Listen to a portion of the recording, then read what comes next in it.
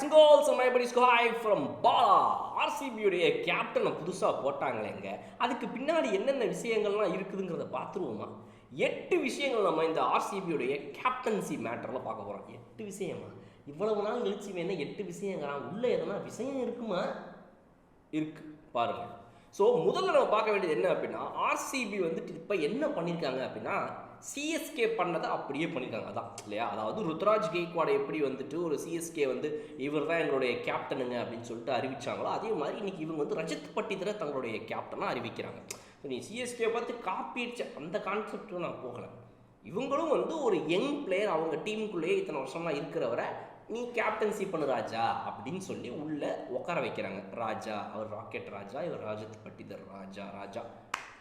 Okay, so இவங்க வந்துட்டு ரஜத் பட்டிதரை கேப்டனாக அனௌன்ஸ் பண்ணுறாங்க. ஸோ ஓகே ரைட்டு, சிஎஸ்கே எப்படி வந்து ஒரு யங் பிளேயர் வச்சோன்னா அதே மாதிரி நம்ம ஒரு யங் பிளேயரை போடுவோம், என்ன நடந்துற போது பார்த்துருவோம் வாடா அப்படின்னு சொல்லி. ஏன்னா ஸ்ரேயஸ் ஐயர், ரிஷப் பண்ட் இவங்கெல்லாம் வந்து அவங்களுடைய ஃப்ரான்ச்சைசிகளில் வந்துட்டு ரிஷப் பண்ட்லாம் நல்ல ஒரு யங் பிளேயராக இருக்கும்போதே இப்போ டிசி வந்து அவர்கிட்ட நம்பி கேப்டன்சியை கொடுத்துச்சு. ஸோ அதனால் இந்த யங் பிளேயர்ஸை வந்து கேப்டனாக அவங்க டீம்லேயே நர்ச்சர் பண்ணி ரெடி பண்ணி கொண்டு வர கான்செப்டில் வந்து இன்றைக்கி ரஜத் பட்டிதரை இறக்கியிருக்காங்க. ரெண்டாவது விஷயம் என்ன அப்படின்னா, ஆர்சிபி இதை ஆக்ஷனுக்கு முன்னாடியே முடிவு பண்ணிட்டாங்களா அப்படின்னா, ஐயோ கடவுளே, அதை நான் எப்படி சொல்லுவேன் தம்பி, எங்களுக்கும் ஆக்ஷனுக்கு முன்னாடியே முடிவு பண்ண ஆசை இருந்துச்சு, ஆனால் முடிவு பண்ணல அப்படின்னு தான் அவங்க சொல்லுவாங்க. ஏன்னா ஆக்ஷனுக்கு முன்னாடி அவங்களுடைய பிளான் என்னவா இருந்துச்சு அப்படின்னா, ரைட் ஓகே, நம்ம வந்துட்டு ஒரு நல்ல பிளேயரை வந்துட்டு பணத்தை போட்டு வாங்குகிறோம், நமக்கு ஒரு கேப்டன்சி மெட்டீரியலை இந்த ஆக்ஷனில் தேடுறோம் அப்படின்னு முடிவு பண்ணிட்டு போனாங்க சார். ஆனால் உள்ளே போனதுக்கப்புறம் நடந்தது என்ன அப்படின்னா, கலேபரம். இந்த கலவரத்தில் வந்து என்ன கிடைக்காம போயிடுச்சு அப்படின்னா, கேப்டன்சி மெட்டீரியல் கிடைக்கல. அதை பற்றி கேட்டப்ப தான், என்னங்க ரஜத் பட்டிதரை வந்து நீங்கள் வந்து முன்னாடியே முடிவு பண்ணிட்டீங்களா, எப்படி கேப்டனாக அறிவிச்சிங்க அப்படின்னு கேட்டப்ப அந்த டீமுடைய கோச்சு, டைரக்டர் அவங்களாம் என்ன சொல்கிறாங்கன்னா, அதாவதுங்க ஒரு பிளேயருக்கும் நாங்கள் ஒரு அமௌண்ட் வச்சுருந்தோம், அந்த அமௌண்ட்டை மீறி அந்த பிளேயர் போகும்போது இதுக்கு மேலே நம்ம இவ்வளோ செலவு பண்ணிலாம் அவரை ஒன்றும் வாங்கி அப்போ தான் கேப்டனாக அறிவிக்கணும்னு அவசியம் கிடையாது, பார்த்துக்கலாம் அப்படின்னு நாங்கள் முடிவு பண்ணிட்டோங்க. இதனால தான் சில வீரர்கள் பின்னாடி நாங்கள் போனாலுமே கூட ஆப்ஷனில் அவங்க அதுக்கப்புறமா நாங்கள் வந்து போதும், இதுக்கு மேலே ஒன்றும் போட்டு வாங்க வேணான்னு நாங்கள் அவங்கள விட்டுட்டோம் அப்படின்னு சொல்லி இன்றைக்கி ஆர்சிபி ஒரு ஸ்டேட்மெண்ட்டை வைக்கிது. இப்போ பஞ்சாப் கிங்ஸ் மாதிரி ஒரு அணி வந்துட்டு 26 கோடி ரூபாய்க்கு மேலே போய் ஸ்ரேயஸ் ஐயர் எனக்கு ஒரு கேப்டன்சி மெட்டீரியல் வேணும்னு வாங்குறாங்க. அவங்களுடைய முடிவு ஒரு பக்கம். செகண்ட் ஹையஸ்ட் பர்ஸ் வேல்யூ இருந்து ஆக்ஷனுக்குள்ளே போன ஆர்சிபி இவங்கள விட கம்மி அமௌண்ட்டுகளை வச்சுருந்தவங்க கூட கேப்டன்சி மெட்டீரியலுக்கு ஒரு ஆளை வாங்கிட்டாங்க, இவங்க வாங்கலைங்கிறது இன்னொரு விஷயம். பட் அவங்க அதை எப்படி சொல்கிறாங்க அப்படின்னா, நாங்கள் இவ்வளோ தான் வச்சுருந்தோம், அந்த நிர்ணயம் பண்ண அமௌண்ட்டுக்குள்ளே யாரும் வராதனால நாங்கள் இதுக்கு மேலே தாண்டி போகிறது வேணான்னு வாங்கலை, எங்களுக்குள்ளேயே நாங்கள் நர்ச்சர் பண்ணி வச்சுருந்த ஆப்ஷன்ஸை வச்சுருந்தோம். விராட் கோலி இல்லைன்னா என்ன மாப்பிள்ள, ரஜத் பட்டிதர் இருக்காப்புலன்ட்டு நாங்கள் 2-3 ஆப்ஷன் எங்களுக்குள்ளே ரெடியாக வச்சுக்கிட்டு தான் ஆக்ஷனுக்கு போனோம் அப்படின்னு இப்போ அவங்க சொல்கிறாங்க. ஸோ அதில் விராட் கோலி அவர்கள் தன்னுடைய இதை வந்து தெரிவித்து இல்லை முடியாதுன்னு சொன்னனால தான் நடந்திருக்கு. அதை நம்ம பின்னால் பார்ப்போம். மூணாவது விஷயம், பட்டிதருடைய கேப்டன்சி ரெக்கார்டு என்ன? இந்த 2025 ஐபிஎலுக்கு முன்னாடி, இந்த ஆக்ஷனுக்கு கொஞ்சம் முன்னாடி போன வருஷம் பார்த்தீங்க அப்படின்னா, சையத் முஷ்டக் அலி ட்ராஃபியாக இருக்கட்டும், விஜய் ஹசாரே ட்ராஃபியாக இருக்கட்டும், இரண்டுலையுமே வந்து அவர் கேப்டன்சி பண்ணியிருக்காரு. ஸோ அவருடைய அந்த கேப்டன்சி ரெக்கார்ட் பார்த்தீங்கன்னா கிட்டத்தட்ட ஒரு 70-75% ஆஃப் த மேட்சஸை ஜெயிச்சும் கொடுத்துருக்கிறாரு. ஸோ அதனால் இந்த டொமஸ்டிக் சர்க்கியூட்டில் அவருடைய கேப்டன்சி புதுசு கிடையாது. நிறைய பேர் வந்துட்டு அஜித் பட்டிதர்லாம் அந்த கேப்டன்சியே பண்ண, ஆனால் அவர் பிறந்தவருந்து அவர் ஆடுற சின்ன ஸ்கூல் பிள்ளைய மேட்ச் வந்து எல்கேஜின்னு பார்த்துட்ருக்கேன் தெரியுமா அவரை அப்படின்னு. ஸோ அதனால் வந்துட்டு ரஜத் பட்டிதர் வந்துட்டு கேப்டன்சிக்கு புதுசு கிடையாது. போன வருஷம் ஃபுல்லாக கேப்டன்சியில் வந்து தேர்வு அப்படி போட்டு அடி நொறுக்கிட்டு அப்புறம் தான் இப்போ இங்கே வந்திருக்காப்புல. ஸோ இது வந்து அவருடைய கேப்டன்சி ரெக்கார்ட். அடுத்தது நம்ம பார்க்க போகிற 4வது மேட்ரு என்ன அப்படின்னா, is Patidar as good as Ruthu அளவுக்கு பட்டிதர் ஒரு சிறந்த கேப்டனா அப்படின்னு கேட்டிங்கன்னா, ருத்துராஜே இன்னொரு சிறந்த கேப்டன் நம்ம வந்து நிரூபிக்க வேண்டிய நேரம் வந்துருச்சு. இப்போ அவரையே இன்னொரு சிறந்த கேப்டன் நீங்கள் சொல்ல முடியாது. ஏன்னா வந்து ஒரு தோனி மாதிரி ஒருத்தர் இந்த இடத்த அவரால் ஃபில் பண்ண முடியல. இன்னுமே அந்த இதுக்கு போராடிட்டு இருக்கிறாரு, முயற்சிகள் எடுத்துக்கிட்டு இருக்கிறாரு.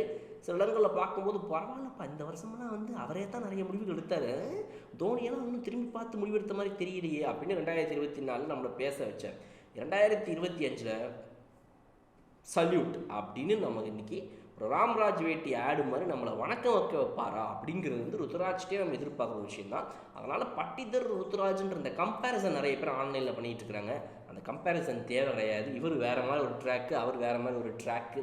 அவர் அவங்க டீமில் ஃப்ரான்ச்சைஸியில் வந்து கேப்டனாக போட்டதும் இவங்கள ஃப்ரான்ச்சைஸில் கேப்டனாக போட்டதும் ஒரு ஒத்துமையான காரணமெல்லாம் இருக்கலாமே தவிர வேறு ஆட்கள் அவங்கள தூக்கி நம்ம கம்பேரே பண்ண வேண்டாம் அப்படிங்கிறது வந்து என்னுடைய தாழ்மையான வேண்டுகோள். அடுத்ததான் நம்ம பார்க்க போகிற 5வது விஷயம் என்ன அப்படின்னா, ஆர்சிபியோடைய அதர் ஆப்ஷன்ஸ் என்னங்க. அப்போ சரி இவர் வேண்டாம் அப்படின்னா வேறு யாரெல்லாம் அவங்க கேப்டன் ஆக்கலாம்னு வச்சுருந்தாங்க அப்படின்னா, வெரி குட் கொஸ்டின். அவங்க வச்சுருந்த அதர் ஆப்ஷன்ஸில் நம்பர் 1 யார் அப்படின்னா நம்மளுடைய குருகுரு குருணால் பாண்டியா. குருகுரு குருணால் அவர்களை பொறுத்த வரைக்கும் வந்துட்டு எல்எஸ்டியில் வந்து ஸ்டாண்டிங் கேப்டனாக சில நாட்கள்லாம் இருந்திருக்காரு. கேப்டன்சி மெட்டீரியல் தான் அவரால் வந்து பார்த்துக்க முடியும், ஒரு ஆல்ரவுண்டரும் கூட. ஸோ அதனால் வந்து ஒரு better judgement about the game இருக்குன்னு சொல்லி இவர் ஒரு ஆப்ஷனாக வச்சுருந்துருக்காங்க. அடுத்தது பார்த்திங்க அப்படின்னா நம்மளுடைய புவி இசை அவர்களை பொறுத்த வரைக்கும் பார்த்தீங்கன்னா எஸ்ஆர்எக்ஸில் ஏற்கனவே கேப்டன்சியே பண்ணியிருக்காப்புல. அதனால் வந்து அவரையும் கேப்டன் ஆக்கலாம் அப்படிங்கிற மாதிரி ஒரு எண்ணங்களை மனசுக்குள்ளே கொண்டு இருந்திருக்காங்க இவங்க அப்படிங்கிறது வந்து இப்போ வெட்ட வெளிச்சத்துக்கு வந்துள்ளது. ஸோ இந்த 2 பேரை தாண்டி அவங்க 3வதாக வச்சுருந்த ஆப்ஷன் தான் விராட் கோலி. எனக்கு தெரிஞ்சு எப்படியும் இந்த டீம் இருக்கு என்ன பண்ணுறது, நம்ம கடைசியாக க்ரூஸ் ஷிப்பில் போய் ஆட்டம் போட்டுறது, அதுக்கப்புறம் ஃபைனல்ஸ் நக்கின்னு போனது தான். அதுக்கப்புறம் பிளே ஆஃப்ஸ் பக்கமே நம்ம போக முடியாத மாதிரி இவங்க பண்ணுறாங்களே, நம்ம இதெல்லாம் பண்ணணும்டாமா அப்படின்னு சொல்லி அவரும் உள்ளுக்குள்ளே யோசிச்சுக்கிட்டு இருப்பார். டீம் வந்து இன்றைக்கி ஃபுல்லாக களைச்சி போட்டோம்ல, ஆனால் திரும்ப வாங்கினேன் கேப்டன்சிக்குன்னு சொன்னால் வந்துருவாருன்னு இவங்க ஒரு மனக்கணக்கு போட்டிருக்காங்க. விராட் கோலிக்கிட்ட போய் திரும்பவும் கேட்டிருந்துருக்காங்க. அதுக்கு விராட் கோலி அவர்கள் வந்துட்டு இல்லைங்க முடியாது, வேண்டாம், நான் வேணான்னு சொல்லி தானே வெளியே வந்துட்டேனே, ஏன் திரும்ப ஃபோர்ஸ் பண்ணுறீங்க, ப்ளீஸ் லீவ் மீ பாய்ஸ் அப்படின்னு சொல்லி ரொம்பவும் வந்து அவர் எவ்வளோ பேசி பார்த்துமே கூட வேண்டாம் கேப்டன்சிங்கிறத சொன்ன காரணத்தினால்தான் இன்றைக்கி ரஜத் பட்டிதர் வந்துட்டு கேப்டனாக அறிவிக்கப்பட்டிருந்திருக்கார். ஸோ இதுதான் வந்து முதல் 5 பாயிண்ட். அடுத்து நம்ம பார்க்க போகிற 6, 7 and 8 விஷயங்கள் என்னென்ன அப்படின்னா, 6வது பொறுத்த வரைக்கும் விராட் கோலி அவர்கள் வந்துட்டு இதை அனௌன்ஸ் மட்டும் பண்ணல, ரிக்வெஸ்ட்டும் பண்ணார். எஸ், விராட் கோலியை வச்சு அனௌன்ஸ்மெண்ட் பண்ணிட்டாங்கப்பா சூப்பர் அப்படி இப்படி நீங்கள் சொல்லிட்டு இருக்கலாம். ஆனால் விராட் கோலி வெறும் அனௌன்ஸ்மெண்ட்டும் பண்ணல, ஒரு வேண்டுகோளையும் வச்சார், ரிக்வெஸ்ட். என்ன அப்படின்னா, தயவு செய்து யாரும் வந்துட்டு இந்த ஹார்திக் பாண்டியா விஷயத்தில் பண்ண மாதிரி பண்ணி தொலைஞ்சிடாதீங்க. நம்ம ஆர்சிபிக்குன்னு ஒரு மரியாதை இருக்குது, எங்கே இருக்குது, எவன்டாங்க அது இருக்குது, அதை வந்து காப்பாற்றுங்க பாய்ஸ் அப்படின்னு சொல்லி அவர் வந்து ஒரு வேண்டுகோளையும் வச்சார். என்ன வச்சார் அப்படின்னா, ரஜத் பட்டிதர் வந்து ஒரு சிறந்த வீரர், இந்த டீம்லேயே வந்து இருந்து வாழ்ந்து இன்னைக்கு வந்து இந்த இடத்தை அடைந்திருக்கிறார், ரஜத் பட்டிதர் அவர்களுக்கு என்னுடைய மனமார்ந்த வாழ்த்துக்கள் அப்படின்றதெல்லாம் மட்டும் சொன்னது பத்தாமல் அப்புறம் என்ன சொல்கிறாப்புல அப்படின்னா, I request the fans to support him as well.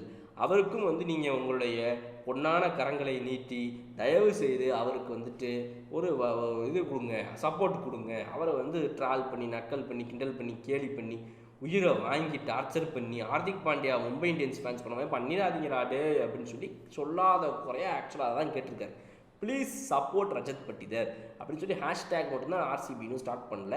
மற்றபடி வந்து உண்மையாகவே அவருக்கான ஒரு சப்போர்ட்டை கொடுங்க, எதாவது பிரச்சனை பண்ணிவிடாதீங்கன்ற பயத்தில் அவர் ஒரு ரிக்வெஸ்ட்டையும் வச்சு விட்டாப்ல. அடுத்தது நம்ம பார்க்க வரது என்ன அப்படின்னா, ஏன் ஃபாஃப் டு பிளஸிஸோடைய அனௌன்ஸ்மெண்ட்டை பண்ண அளவுக்கு ரஜத் பட்டிதருடைய அனௌன்ஸ்மெண்ட்டை இவ்வளவு பெருசாக பண்ணலைங்கிறது தான் என்னுடைய மிக முக்கியமான கேள்வி. இப்போது ரஜத் பட்டிதருக்கு முன்னாடி விராட் கோலிக்கு பின்னாடி வந்த அந்த கேப்டன் ஃபாஃப் டு பிளஸி ஒரு மிகப்பெரிய ஒரு ஓப்பனிங்கு. என்னடா அது சிஎஸ்கே கிட்டேருந்து இவங்க வாங்கிட்டாங்கடா ஃபாஃப் டு பிளஸிஸ், ஐயோ ஆச்சா ஊச்சான்னு எல்லாரும் ஆக்ஷன் முடிவுலேயே வந்து கொந்தளிச்சுக்கிட்டு இருந்தாங்க. அந்த நேரத்தில் இவங்க வந்து ஆர்சிபி அந்த என்ன அன்பாக்ஸ் ஈவெண்ட்டாக ஒன்று நடத்துவாங்க. ஆர்சிபி சீசன் ஆரம்பிக்கிறதுக்கு முன்னாடி அவங்களோட பெங்களூரு சின்னசாமி ஸ்டேடியத்தில் அந்த ஈவெண்ட்டில் வச்சு யார் எங்களுடைய அடுத்த கேப்டன் இன்று இரவு 7 மணிக்கு நேரில் வந்து காணுங்கள் அப்படின்ற மாதிரிலாம் வந்து அனௌன்ஸ்மெண்ட்டை போட்டு கிட்டத்தட்ட ஃபேஃப்னு எல்லாருக்கும் தெரிஞ்சு போச்சு. இருந்தாலும் நேரில் எல்லாரையும் வர வச்சு அந்த ஒரு கெஸ்ஸிங்லேயே வச்சு எல்லாரையும் வச்சு இதோ வந்து விட்டார் உங்களுடைய புதிய கேப்டன் ஆர்சிபி என்ற ஃபாஃப் டக்ளசன் அப்படின்னு சொல்லிட்டு அவரை வந்து அங்கே அந்த நடக்க விட்டு வர வச்சு அவர் வந்து கேப்டன் அறிவித்து வெறித்தனமான ஒரு விஷயத்தை வந்து பண்ணாங்க. ஸோ அந்த மாதிரி ஒரு இன்ட்ரொடக்ஷன், இதுதான்ப்பா அவங்க புதிய கேப்டன் போடு அப்படின்னு சொல்லி அன்பாக்ஸ் ஈவெண்ட்டில் ஏன் பண்ணல? ஏன்னா அவங்களுக்கு தெரியும் ரஜத் பட்டிதர் அந்த மாதிரி ஒரு அப்படிப்பட்ட ஒரு பில்டப்புக்கு வர்த்தானவர் கிடையாது அப்படின்னு சொல்லி. ஸோ இங்கே தான் நம்ம இந்த வீடியோடைய கடைசி விஷயத்துக்கு வரோம். ஆர்சிபி அவங்களுடைய இந்த கேப்டன்சி முடிவில் ஒரு ரைட் டெசிஷன் எடுத்திருக்காங்களா? Did RCB make the right decision? இது வந்து ஒரு மிகப்பெரிய ஒரு $1,000,000 கொஸ்டின். ஏன்னா ஒரு ஃப்ரான்ச்சைஸியை பொறுத்த வரைக்கும் வந்து ஒரு நல்லா பெர்ஃபார்ம் பண்ணுற பிளேயரை கேப்டனாக போடுறதுங்கிறது ஒன்று. அந்த நல்லா பெர்ஃபார்ம் பண்ணுற பிளேயர்ன்றதை தாண்டி அவங்களும் கேப்டன்சி ஸ்கில்ஸ் அண்ட் மெட்டீரியல்ஸ்லாம் இருக்குதுங்கிறது இன்னொன்று ஒன்று. மூணாவது முக்கியமான விஷயம் என்ன அப்படின்னா, அந்த வீரர் ஒரு நல்ல ஒரு ஒரு கேப்டன்சி மெட்டீரியலுங்கிறத தாண்டி ஒரு நல்ல செல்லிங் மெட்டீரியல். அதாவது ஐபிஎல்லை பொறுத்த வரைக்கும் இது மொத்தமாக ஒரு வியாபாரம், ரைட்டுங்களா?